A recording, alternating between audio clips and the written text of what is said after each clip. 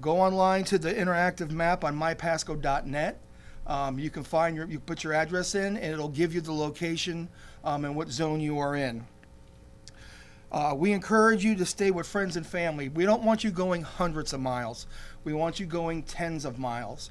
Try to go local to a hotel. In the event you don't have any of that, please go to a shelter. We have 4 shelters open. We encourage you to do that.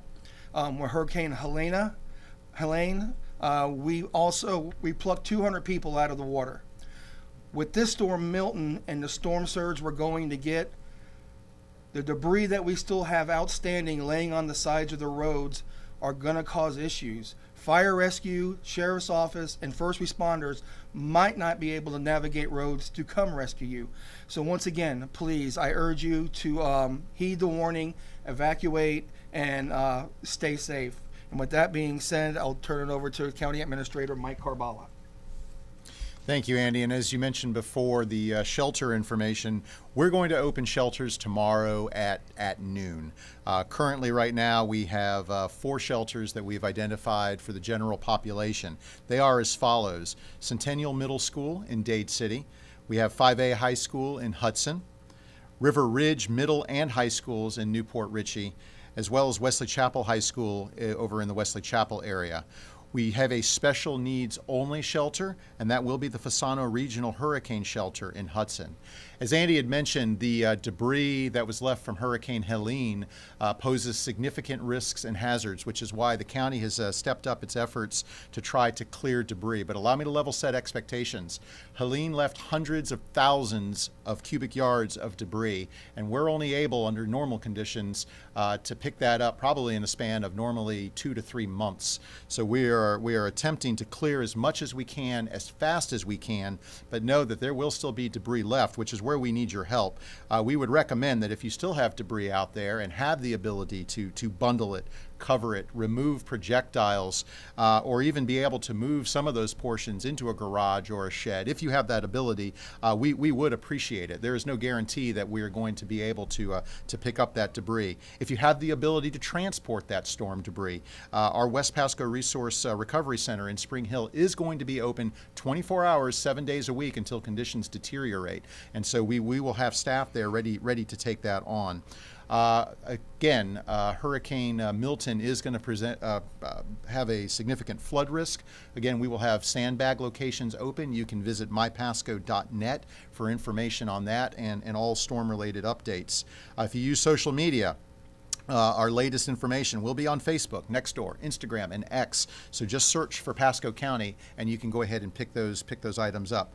Our customer service line is a valuable resource and is open currently until 7 p.m. tonight. But beginning tomorrow, we will have 24-hour, around-the-clock operations where our customer service folks can provide information to you, answer questions, or get you to the right folks with the answer. That number is 727-847-2411.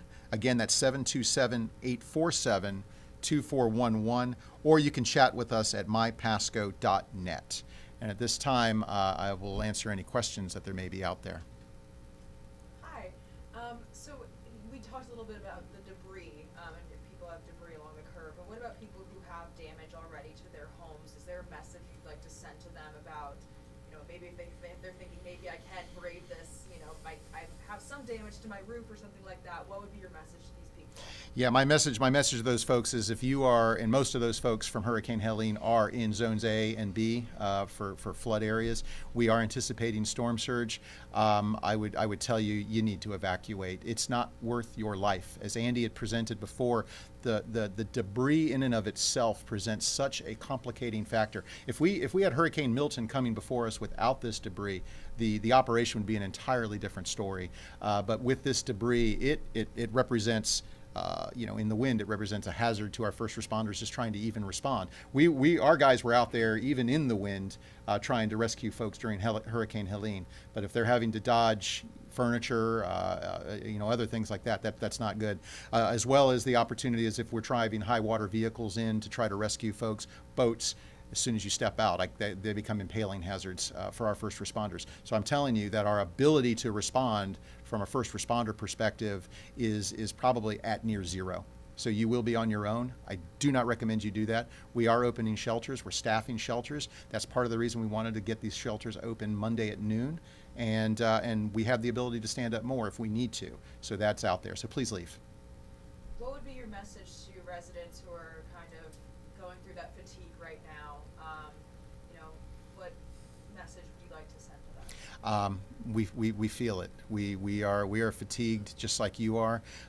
Some of us that are even working here in the county have suffered the exact same situation that you are suffering right now, and we continue to persevere through it. We are stronger as a community, and I would just say, please keep your chin up. We're here with you. We're here for you, and as a community, we will get back together and we will grow stronger together. Do we have a projection of the school surge height? I'll let Andy talk about that. Currently, our storm surge heights, we're looking anywhere from 3 feet to 9 feet, depending in certain low areas of the county. I would anticipate, though, for the citizens to anticipate anywhere between 4 and 7 feet. It's not as high as Helene was, but it is high as Idalia was. And when we had Idalia, people had 2 to 3 foot of water in their house. With Helene, we had some houses that had up to 10 feet of water in their houses. So there is a difference, but it doesn't matter. We're going to reiterate it, and we're going to stress it, and we're going to keep preaching it to evacuate. There's no need to stay in your house, especially now that the damage has been done once. There's really not much more you can do. So it's just better to leave the area, seek a shelter, and ride the storm out. You know how long the event will be occurring?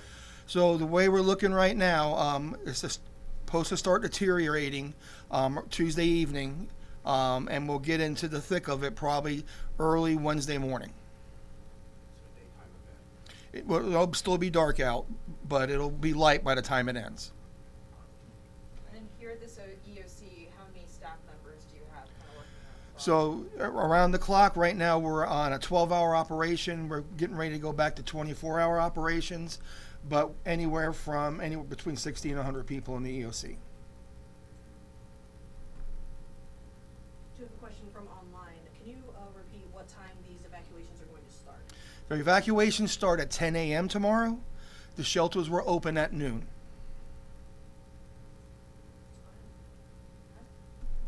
All right. Thank you, guys. Thank you. Thank you. Good. All right. You want to frame this in your office, sir? For when we're dealing with The next Hurricane one? The Nancy. same for the next one.